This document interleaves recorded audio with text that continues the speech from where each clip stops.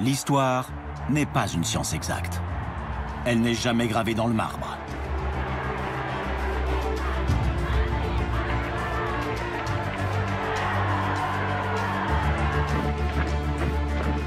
Au fil du temps, la connaissance du passé s'affine et évolue.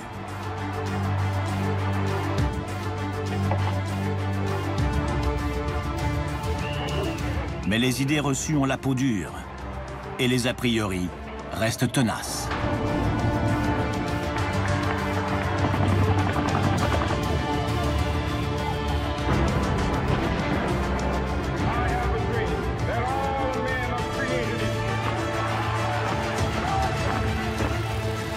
Pour saisir les vérités du monde, il faut parfois bousculer les certitudes et décrypter les faits en proposant un autre regard.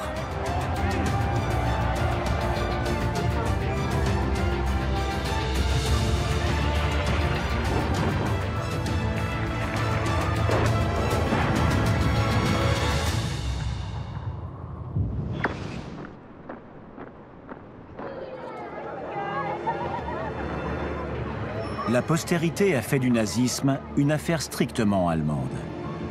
Et pourtant.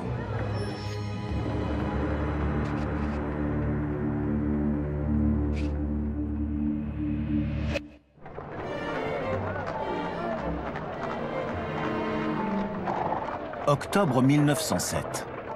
L'Empire austro-hongrois brille de tous ses feux. Mais derrière la confiance affichée, la montée des nationalismes inquiète. Et le repli identitaire s'exprime jusque dans la rue. À Vienne, le maire Karl Lueger fait de l'antisémitisme son fonds de commerce. Tandis que les pamphlets xénophobes de Georg von Schönerer appellent à l'union de tous les Germains.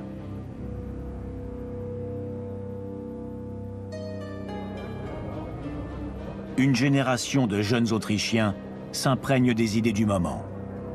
Parmi eux, Adolf Hitler. Il dira « Vienne resta pour moi la plus fondamentale des écoles de vie. J'ai reçu les bases d'une vision du monde dont je n'eus par la suite qu'à compléter les détails. » Hitler quittera sa patrie pour se forger un destin en Allemagne. Mais sur la terre qu'il a vue naître, les racines du mal ne vont cesser de prospérer.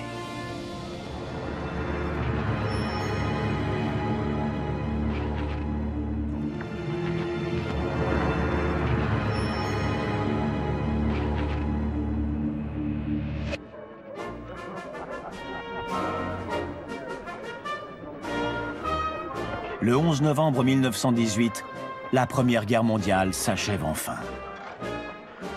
Les vainqueurs enterrent en fanfare le dernier obus allemand. Sur le front, les rescapés de la mitraille s'abandonnent à la joie.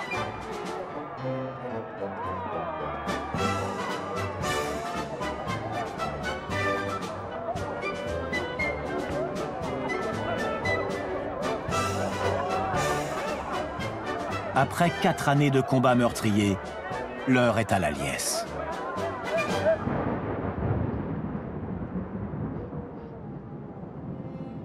Côté vaincu, la gravité est de mise. Le lendemain, à Vienne, des milliers d'Autrichiens enterrent leur passé impérial. Place à la République.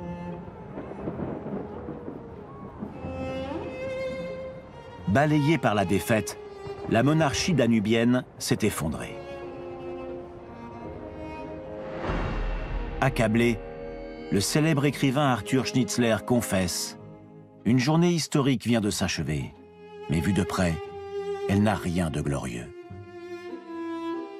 À la faveur du nouvel ordre qui s'installe en Europe, le territoire de l'immense empire est dépecé. Ses 50 millions de sujets divisés. Libérés de leur ancienne tutelle, de nouveaux États indépendants voient le jour. Et l'Autriche, jadis si puissante, devient un État croupion.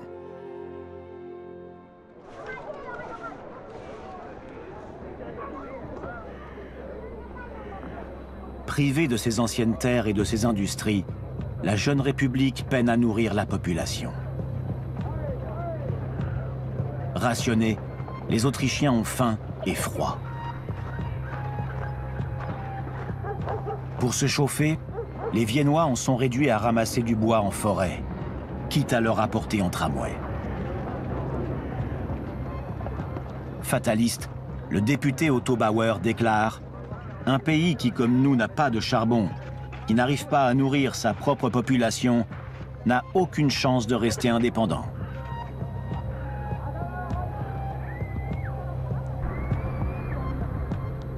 Humilié, en lutte pour sa survie, le pays plonge dans l'instabilité. Pire, la misère et le chômage offrent un terreau fertile aux extrémistes de tous bords. À commencer par le NSDAP, le Parti national-socialiste, prêt à spéculer sur la frustration et la détresse de ses concitoyens.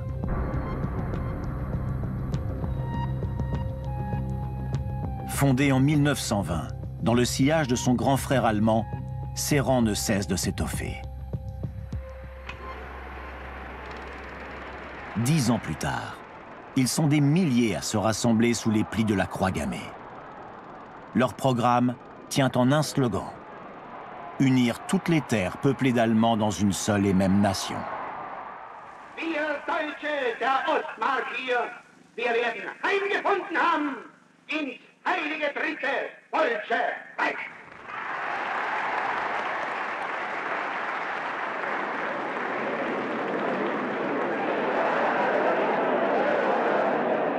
Parmi ces pangermanistes exaltés, un jeune avocat, Ernst Kaltenbrunner. L'homme possède de solides convictions. À l'université, comme le veut la coutume, il a intégré une fraternité d'étudiants. Celle qu'il a choisie se distingue par des rituels particulièrement violents, comme ces duels à l'épée, qui ont laissé de multiples cicatrices sur son visage. Des balafres que Kaltenbrunner porte fièrement. Elles sont le signe de son tempérament belliqueux et de sa détermination inflexible. Partisans des thèses de von Schönerer, comme Hitler avant eux, les nazis autrichiens militent pour la pureté raciale. Leur mentor écrivait déjà au début du siècle « Nous n'accepterons jamais de considérer un juif comme l'un des nôtres sous prétexte qu'il parle allemand. » Dans une Autriche appauvrie, en mal d'identité, ces vieilles idées vont trouver un nouvel écho. Die Partei ist Hitler! Hitler siegt! Siegt! 1933 marque un tournant pour les nazis autrichiens. Adolf Hitler, qui a fait son chemin en Allemagne, accède au pouvoir. Sa victoire, dûment saluée en Autriche, donne des ailes au mouvement nazi.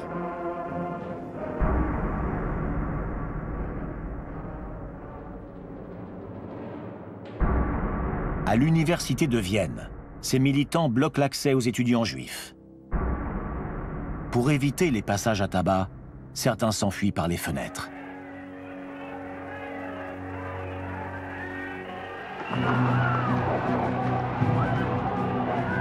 Les événements officiels sont autant d'occasions d'exprimer leur hostilité au gouvernement. Le bras levé, ils défient les autorités et multiplient les affrontements. 600 arrests were made by the police, mainly of young Nazis, who desire union of Austria with Germany. La fragile Autriche vacille.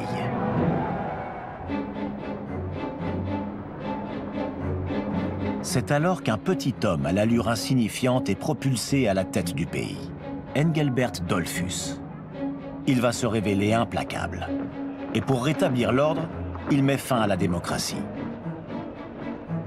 L'Autriche devient alors un État autoritaire et corporatiste d'inspiration fasciste, où toute opposition est réprimée. Fasciste, mais non nazi. Car le dictateur s'appuie sur l'Église catholique et tient par-dessus tout à préserver l'indépendance de son pays. Österreich ist, trotz mannigfacher und großer Schwierigkeiten, bemüht, seine Stellung, die ihm seine Geschichte und seine geografische Lage geben, sur feu.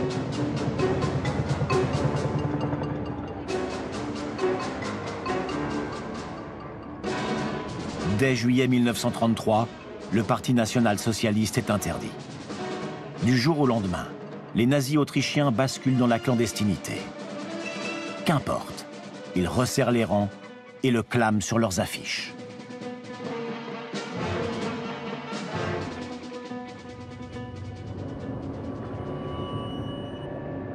C'est Linz, une ville de province, au bord du beau Danube bleu, qui devient l'épicentre du nazisme clandestin.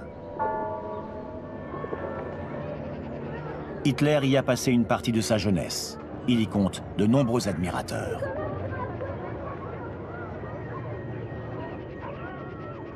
Régulièrement, des sympathisants bravent les autorités pour se recueillir sur la tombe d'Aloïs et Clara, les parents du Führer.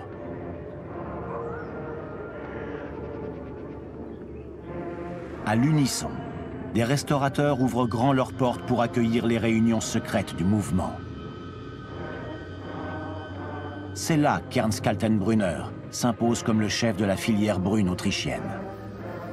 Devenu l'informateur privilégié de Berlin, il est nommé à la tête des SS autrichiens. Ses origines lui permettent aisément d'infiltrer tous les milieux, y compris la police et même l'armée. Ainsi, des fonctionnaires acquis à la cause préviennent les militants des arrestations et des perquisitions qui les menacent.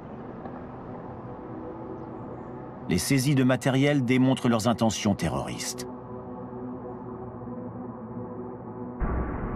Outre Kaltenbrunner, d'autres figures de la bonne société autrichienne vont rejoindre le cercle d'initiés.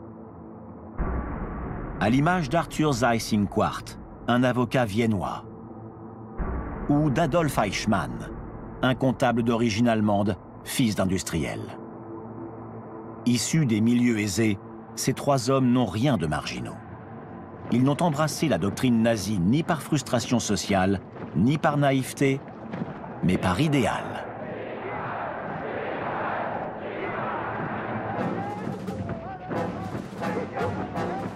Pour l'heure, près de 15 000 nazis autrichiens réfugiés en Allemagne se préparent à l'action militaire. Financés et entraînés par leurs homologues allemands, ils forment la Légion autrichienne.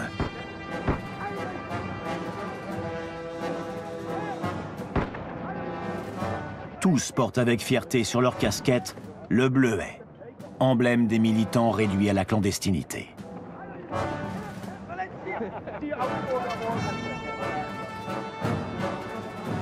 Leurs camarades restés au pays vont bénéficier de leur soutien logistique pour multiplier les actions d'éclat.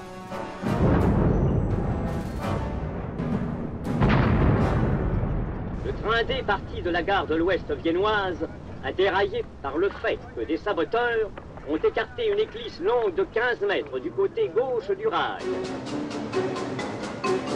Mais les sabotages ne sont que le prélude d'une symphonie plus funèbre.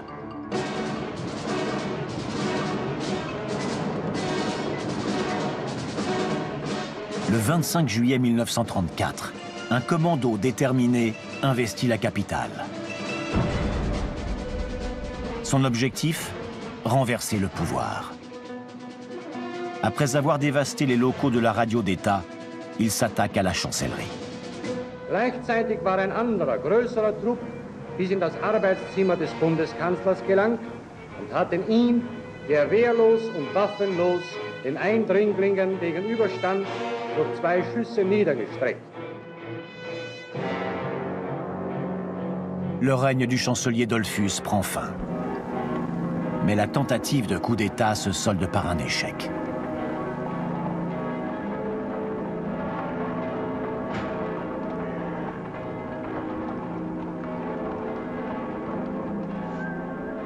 Tandis que l'Autriche porte le deuil de son chancelier, en Allemagne, Hitler prend ses distances avec ses compatriotes encombrants. Même lui juge leur action trop radicale. Certes, annexer l'Autriche pour bâtir une grande Allemagne fait partie de ses projets. Mais le Führer préfère adopter une méthode plus discrète. Il sait que le temps joue pour lui. Irrité par l'instabilité politique, malmené par une économie déstructurée, de plus en plus d'Autrichiens sont prêts à lui ouvrir les bras.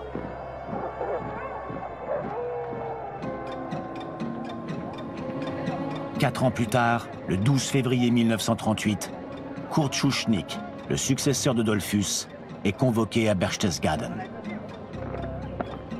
La rencontre avec Hitler est loin d'être amicale. Les yeux rivés sur la frontière autrichienne, le Führer lui pose un ultimatum. Nommer un nazi au ministère de l'Intérieur. À défaut, il envahira l'Autriche. Offensé, Schuschnigg refuse. Et pour tenter de conjurer l'orage, il le clame au Parlement. Maßgebend muss bleiben, dass unser Österreich, Österreich bleiben muss.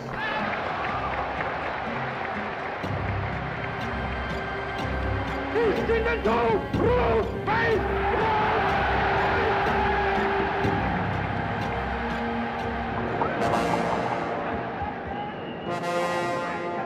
Mais les soutiens du chancelier ne dépasseront pas les portes de l'Assemblée. Dans la rue, bon nombre de ses compatriotes ont déjà cédé. Contraint par Hitler, Schuschnigg démissionne. Arthur Seyss-Inquart, nazi de la première heure, s'empare de son fauteuil.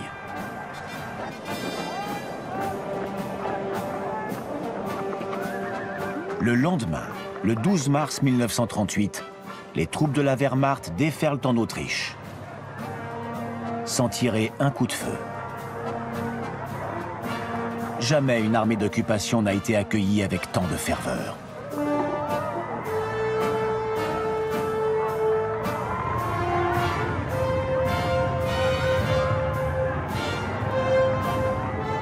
La jeune Adolphine Jaornik note dans son journal « Après un bref moment d'inquiétude, nous avons tous compris que l'Anschluss était la meilleure solution pour l'Autriche, et même plus, notre salut. » Was habt ihr denn euch jetzt gedacht, wie wir gekommen sind? Ne? Ja, wir haben schon lange bereit. Habt ihr schon lange gewartet, gell? Ja. Na freilich. Was sind Sie eigentlich? Ich bin Fredrik, das ist ganz kleiner. Ne?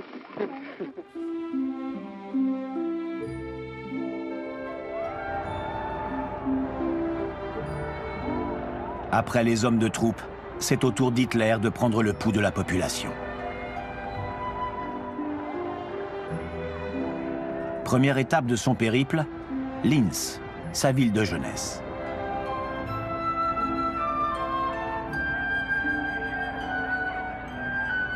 Encouragé par l'accueil enthousiaste, il poursuit sa conquête des masses.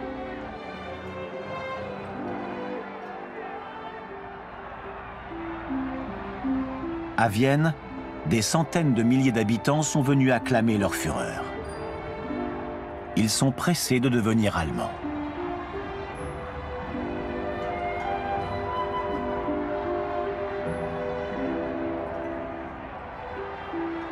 Le 15 mars 1938, sur la Heldenplatz, la place des héros, Hitler apparaît devant un parterre qui lui obéit au doigt et à l'œil.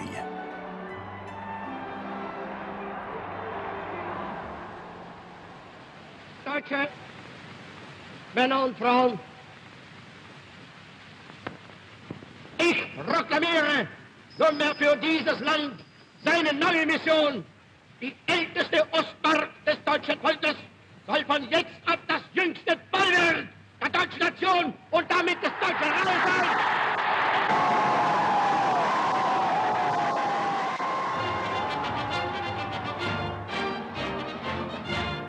Cette mission, la plupart des Autrichiens vont s'en emparer. Intégrés au Reich, ils ont enfin retrouvé une identité. Et pour le prouver, ils hissent fièrement leur nouvelle couleur.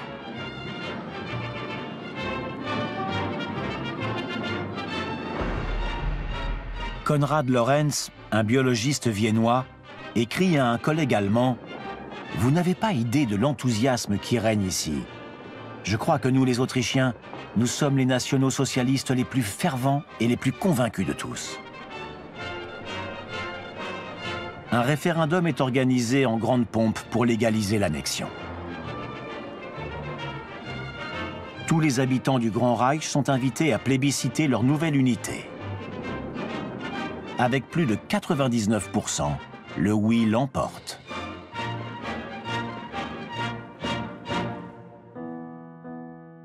L'Autriche disparaît. Devenue une simple province du Reich, elle porte le nouveau nom d'Ostmark, les marches de l'Est.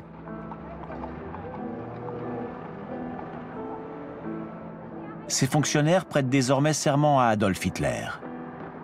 Ils appliquent du jour au lendemain les mesures que l'Allemagne nazie a mis 5 années à imposer.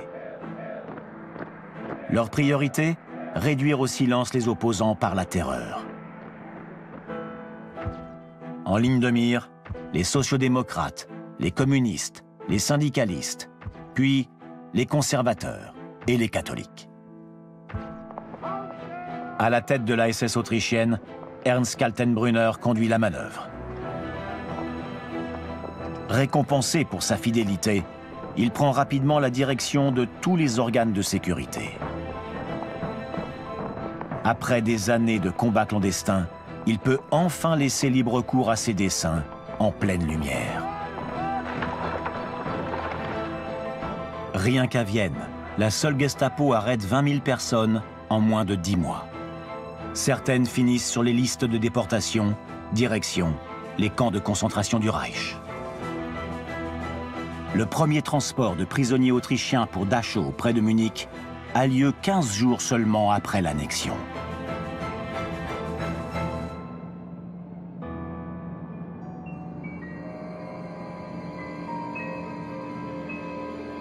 Dès le mois d'août 1938, les nazis autrichiens ont droit à leur propre camp de concentration.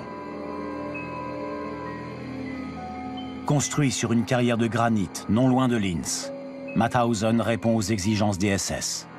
Éliminer les éléments indésirables par le travail.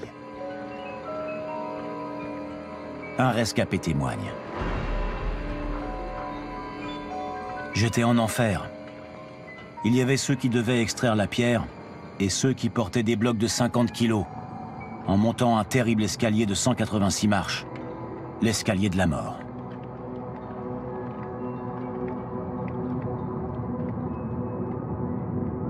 À Mauthausen, les prisonniers meurent d'épuisement, de maladie ou sous la torture. Ils sont aussi exécutés par balles, pendus ou gazés. Le camp autrichien n'a rien à envier à ses pendants allemands. Mais Mauthausen fait vivre aussi l'économie locale. Les boulangers, bouchers et épiciers fournissent les cantines des SS. Les artisans sont sollicités pour des travaux. Alors, on se tait. L'un de ces commerçants avouera: on savait que le camp existait, on voyait les colonnes de prisonniers qui traversaient le village pour s'y rendre depuis la gare. Mais qu'est-ce que vous voulez qu'on y fasse?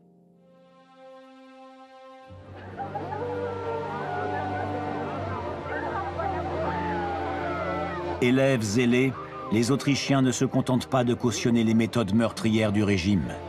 Ils y participent activement. Notamment en appliquant la politique hygiéniste dictée par Berlin. Elle vise ni plus ni moins à supprimer tous ceux que le régime juge racialement impurs.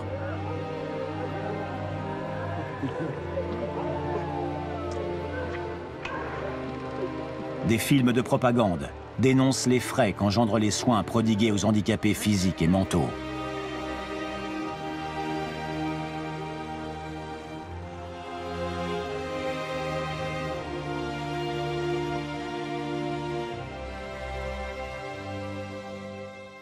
Sous couvert d'euthanasie, ils sont assassinés, à l'abri des regards.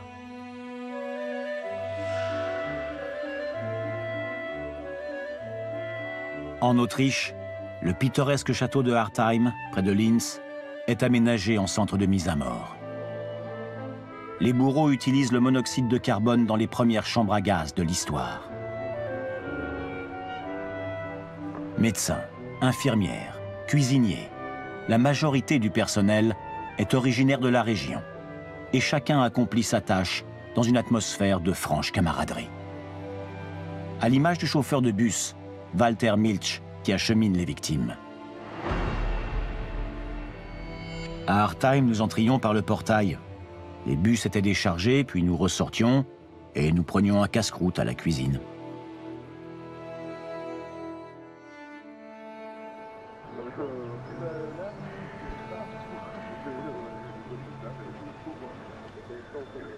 Soucieux de plaire, les Autrichiens vont même devancer les exigences nazies. À Vienne, le personnel de l'hôpital psychiatrique am Steinhof étend les mesures d'hygiène raciale sur les enfants handicapés. Il les tue en leur administrant des sédatifs. Certains petits patients servent aussi de cobayes pour d'ignobles expériences médicales. Au programme, tests de vaccins et inoculation de maladies mortelles.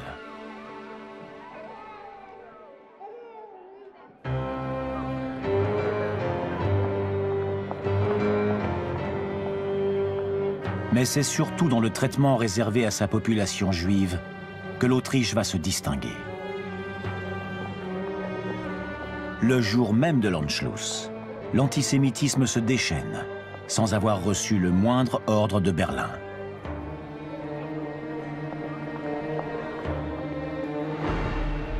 L'écrivain Stefan Zweig détaille les exactions endurées par sa communauté. On laissait libre cours à tous les désirs de vengeance privée.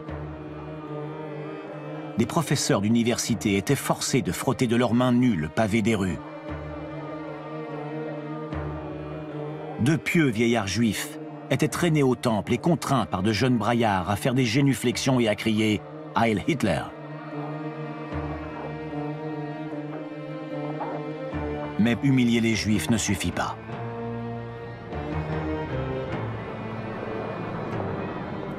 Les SA, les tristement célèbres sections d'assaut, les forces de l'ordre, mais aussi des citoyens ordinaires se livrent au saccage et au pillage de leurs biens. Bijoux, argent, vêtements, mobilier, tout y passe.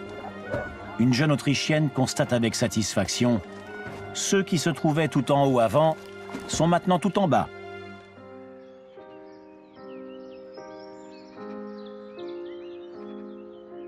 Sigmund Freud, le père de la psychanalyse, n'est pas épargné.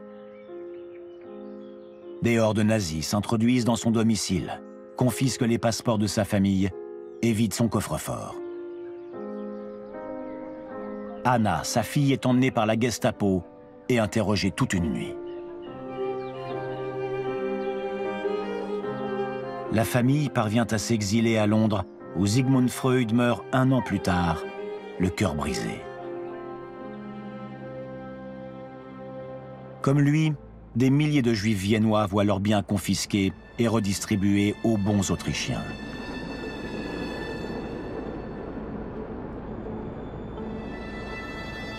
Ce vol systématique et légalisé après coup porte le nom d'arianisation. Des employés reprennent ainsi les commerces de leurs anciens patrons juifs pour une bouchée de pain.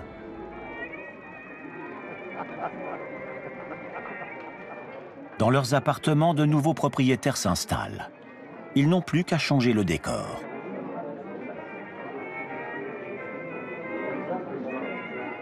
Rien qu'à Vienne, 60 000 logements changent de main. Ironie de l'histoire, Berlin attendra 9 mois avant d'imiter l'exemple autrichien. Ce déchaînement de violence sans précédent ne passe pas inaperçu. La presse américaine rapporte: les Juifs sont dans une situation bien plus dangereuse en Autriche qu'en Allemagne.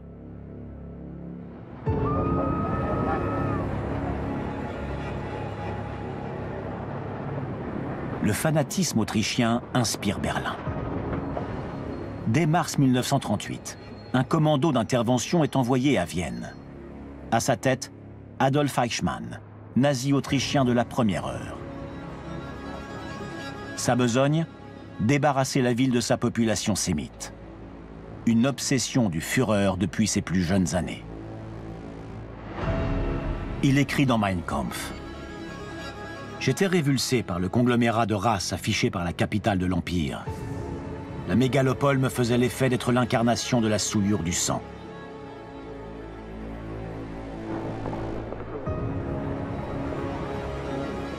L'ancienne capitale autrichienne compte près de 10% de juifs, le pourcentage le plus élevé des villes du Reich.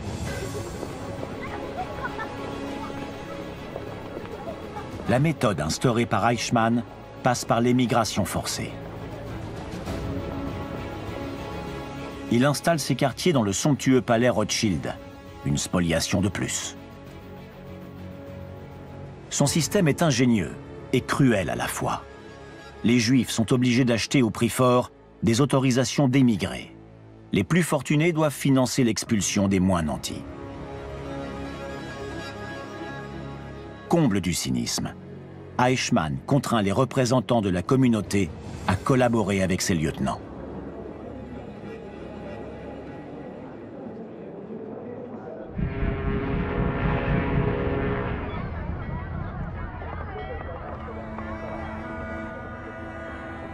Les dirigeants juifs s'exécutent. L'exil apparaît à leurs yeux un moindre mal après les pillages, les sévices et les meurtres auxquels les Juifs sont exposés. Les déracinés arrivent dans leur pays d'accueil dépossédés de tout. Leurs bagages et leurs biens ne suivront jamais.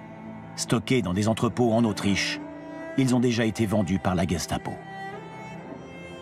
Le Reich encaisse le prix de leurs vêtements, de leurs meubles et de leurs tableaux.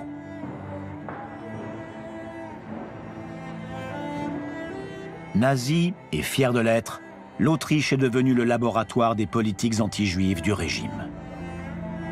Le bureau central pour l'émigration juive d'Eichmann sera dupliqué quelques mois plus tard à Prague et à Berlin.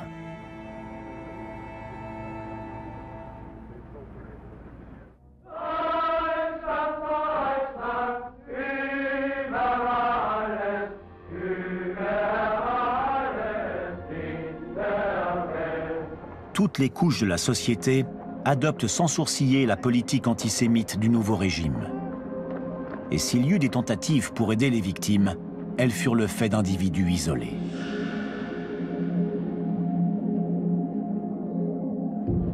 Dans les universités, les étudiants juifs sont chassés, les professeurs licenciés, souvent avec la complicité de leurs collègues autrichiens qui clament leur allégeance au nouveau maître. Le biologiste Konrad Lorenz affiche toujours sa ferveur avec autant d'enthousiasme. Il écrit « Je peux affirmer haut et fort que mon travail de scientifique a toujours été au service de la pensée nationale-socialiste. » Cette loyauté lui vaut d'être nommé professeur dans la prestigieuse université de Königsberg 2 ans plus tard.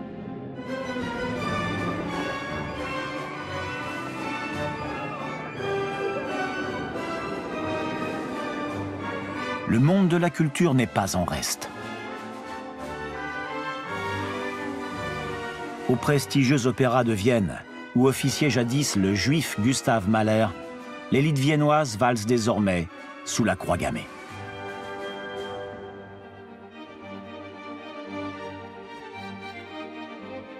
Et les fidèles soutiens des nazis entament leur ascension.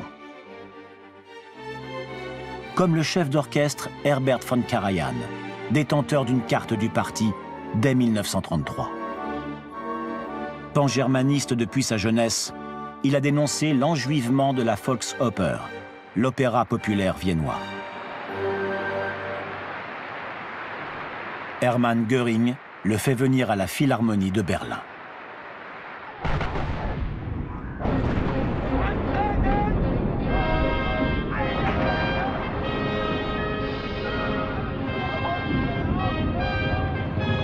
Le 1er septembre 1939, Hitler envahit la Pologne.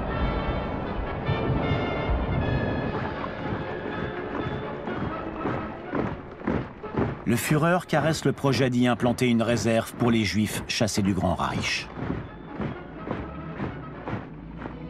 De nouveau, la tâche est confiée à Adolf Eichmann et à son équipe viennoise. L'un de ses acolytes, Alois Brunner, un ancien de la Légion autrichienne, organise et signe le premier ordre de déportation des Juifs d'Ostmark.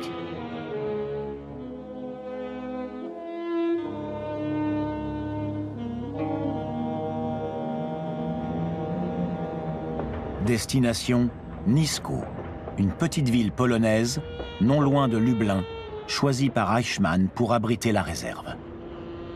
La première déportation de Juifs de l'histoire est bien autrichienne et non allemande.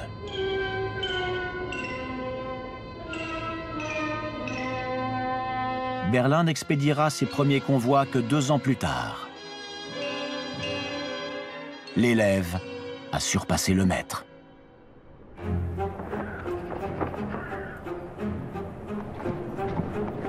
Au fil de ses conquêtes, le régime va s'appuyer de plus en plus sur l'excellence de ses cadres autrichiens, notamment pour mettre au pas les territoires tombés sous son joug. Ces fidèles nazis sont alors promus pour exporter leur savoir-faire aux 4 coins du Reich. Dès le mois de mai 1940, le gouverneur de l'Autriche annexée, l'avocat viennois Arthur Seyss-Inquart, règne ainsi sur les Pays-Bas. De aankomst van Rijkscommissaris Dr. Seyss-Inquart.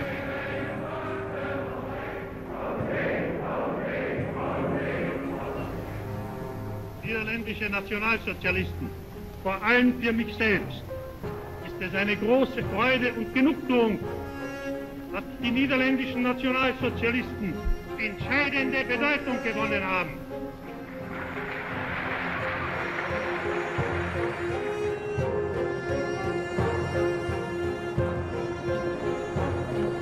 Avec la collaboration des nazis néerlandais, Seyss-Inquart va liquider la communauté juive locale, l'une des plus importantes en Europe occidentale.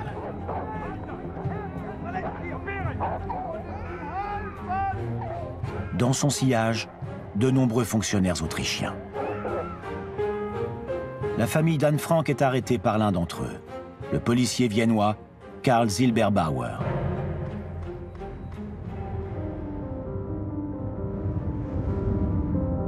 Quant à Alois Brunner, le pionnier de la déportation, il va lui aussi exporter ses aptitudes. Dépêché en France, en charge du camp de Drancy près de Paris, son rôle est de rafler puis de déporter les Juifs de France sur Auschwitz. Sa sinistre efficacité lui vaudra le surnom de boucher de Drancy. Mais c'est surtout à l'Est que les Autrichiens vont exceller dans l'art de tuer. Odilo Globocnik est chargé de créer le tout premier camp d'extermination, Belzec, en Pologne, où sont massacrés près de 600 000 personnes.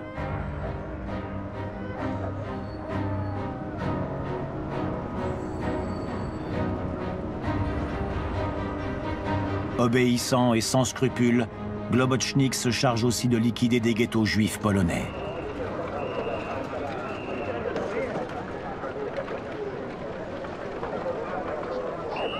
Pour plus d'efficacité, il reproduit les méthodes inventées par Eichmann à Vienne. Contraints d'épauler les SS, les représentants de la communauté juive sont forcés de dresser les listes des personnes à déporter. Un système perfide qui oblige les victimes à participer à leur extermination.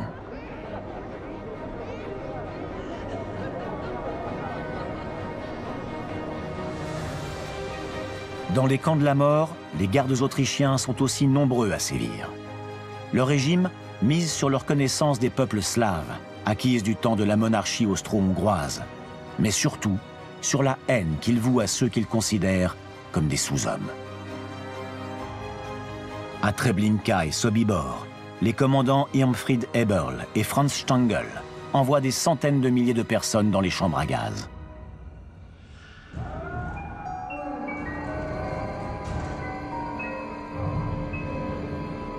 Dans le camp de Plaszow, près de Cracovie, un autre Autrichien sème la terreur. Amon Goeth exerce un droit de vie ou de mort sur les prisonniers. Un rescapé se souvient. Il était capable des pires abominations. Toujours muni de sa mitraillette, il tirait régulièrement du haut de sa villa sur les prisonniers, juste pour le plaisir.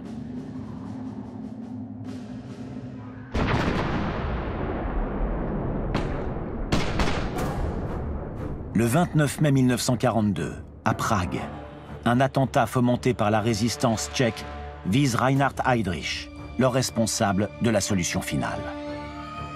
Quelques jours plus tard, il succombe à ses blessures.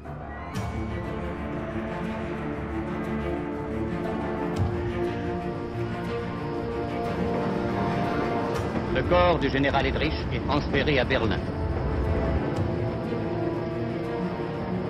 Heinrich Himmler prononce l'éloge du disparu. Himmler, le grand ordonnateur de la Shoah, choisit pour bras droit un candidat qui a fait ses preuves, un Autrichien dévoué, Ernst Kaltenbrunner.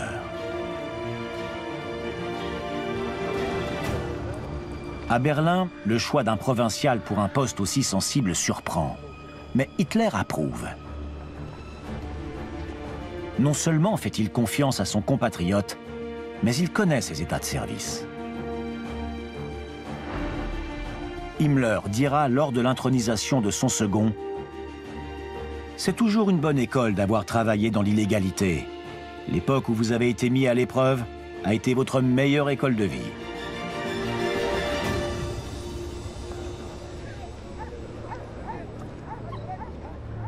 Le nouveau chef des SS se montre tout aussi impitoyable que son prédécesseur.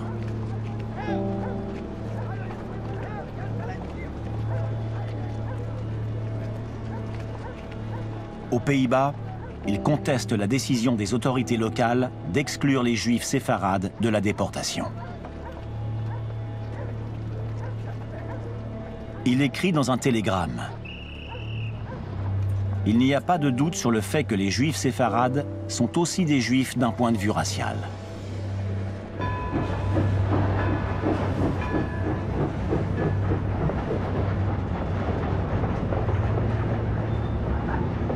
Il se rend aussi régulièrement sur sa terre natale, et particulièrement à Mauthausen, pour assister aux exécutions et aux gazages spécialement organisés pour ses visites.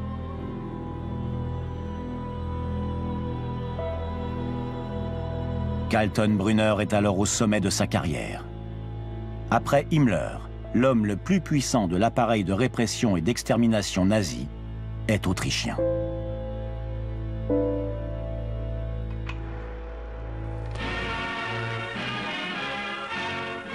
Moscow. Mr. Molotov waits at the airfield to welcome the American and British delegates. À l'automne 1943, Américains, Britanniques et Soviétiques se réunissent en conférence. Alors que la Wehrmacht recule sur tous les fronts, l'heure est venue de définir l'ordre européen après la guerre. Premier objectif, affaiblir l'Allemagne en morcelant son territoire. Paradoxalement, l'Autriche est déclarée première victime de la politique expansionniste hitlérienne. L'adhésion massive de sa population au nazisme n'a pourtant pas échappé aux Alliés.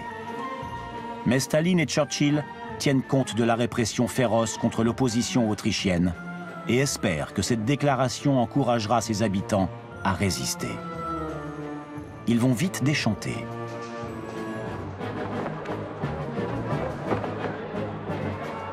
Six mois plus tard, rien n'a changé. L'anniversaire du Führer est toujours célébré avec ferveur. Le Foreign Office britannique constate: dans leur grande majorité, les Autrichiens ne sont pas prêts à prendre les risques qu'impliquerait un engagement dans la résistance.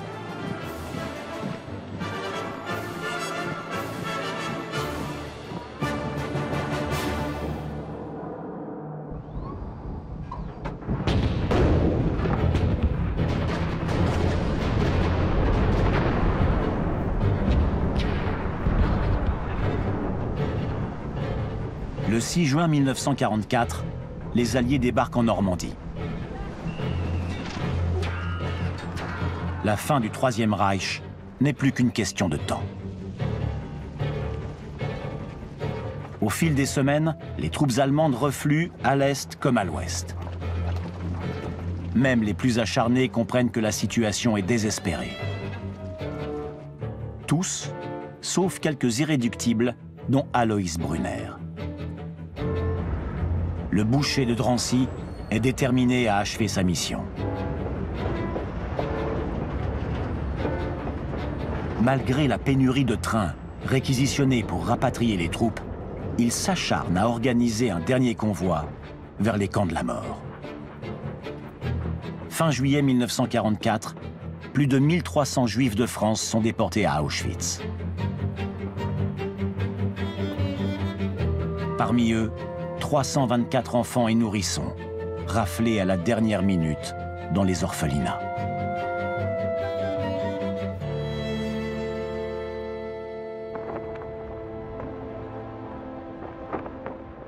Une partie de la population autrichienne partage ce jusqu'au-boutisme.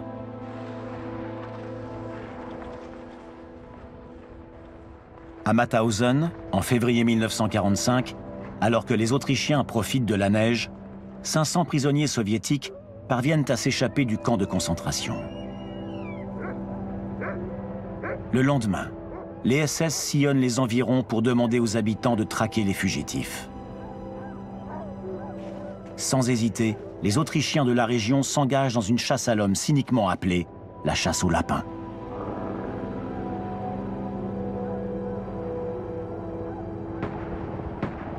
Une villageoise se souvient de ce spectacle macabre. Les fugitifs ont été assassinés par balles, battus ou poignardés. C'était en hiver, il y avait de la neige fraîche et les routes étaient maculées de sang. Ce qui est honteux, c'est que la population civile y a participé. Sur les 500 prisonniers évadés, seuls 11 survivront.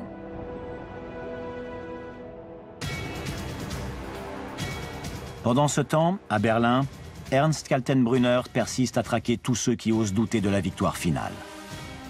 À commencer par son propre patron, Heinrich Himmler, pris en flagrant délit de trahison. Pour sauver sa peau, le numéro 2 du régime a tenté de négocier en secret un accord avec les Britanniques. Dénoncé par son bras droit, Himmler est immédiatement démis de ses fonctions par le Führer.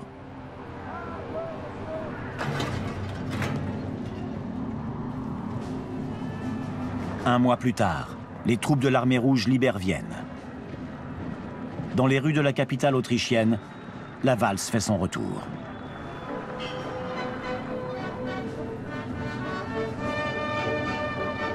Вальсом свободы возрождалось австрийское государство.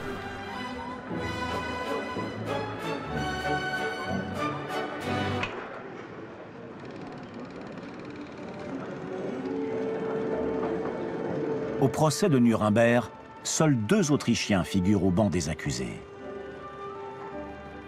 Ernst Kaltenbrunner et Arthur Seyss-Inquart font profil bas, jouent les victimes et nient les crimes qu'ils ont commis.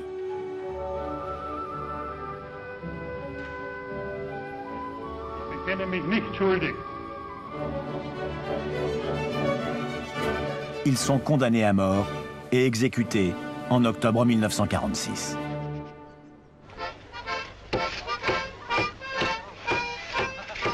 Quant à leurs compatriotes, collaborateurs, suiveurs et opportunistes, tous s'empressent de faire table rase de leur passé peu glorieux. Heureux pays, peuple heureux que l'histoire n'a cependant pas épargné.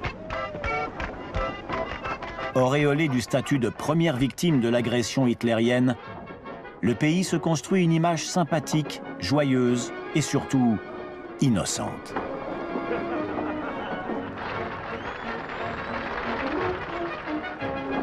Une amnésie collective s'installe alors, qui favorise les secondes carrières des anciens nazis. Herbert von Karajan, l'ancien protégé de Göring, poursuit sa carrière météorique.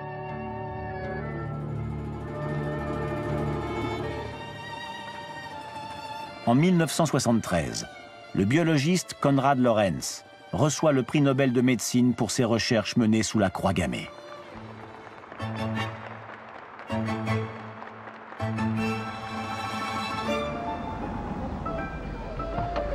En 1986, Kurt Waldheim se porte candidat à l'élection présidentielle. Ex-secrétaire général de l'ONU, son expérience internationale est valorisée. Mais sa carrière d'officier de la Wehrmacht, elle, est totalement occultée, alors qu'il a participé au massacre de partisans yougoslaves pendant la guerre. détail qui ne gêne pas ses électeurs. Es ist eine große Freude, dass ich mal den zukünftigen Bundespräsidenten von Österreich. Aber wir hoffen, ne? En dépit du scandale, les Autrichiens votent massivement pour lui. Une victoire rendue possible par le mythe de l'Autriche victime du nazisme. On comprend que le pays n'entende pas y renoncer.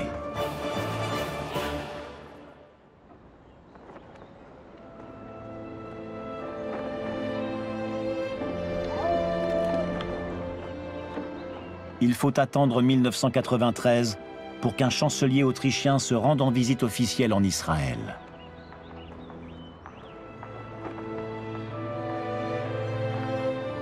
Si Franz Vranitzky est reçu avec tous les honneurs par Yitzhak Rabin, c'est grâce au discours historique qu'il a prononcé devant l'Assemblée nationale 2 ans plus tôt. Viele Österreicher waren an den Unterdrückungsmaßnahmen und Verfolgungen des Dritten Reichs beteiligt, zum Teil an prominenter Stelle. Wir bekennen uns zu allen Taten unserer Geschichte und so wie wir die Guten für uns in Anspruch nehmen, haben wir uns für die Bösen zu entschuldigen. Bei den Überlebenden und bei den Nachkommen der Toten.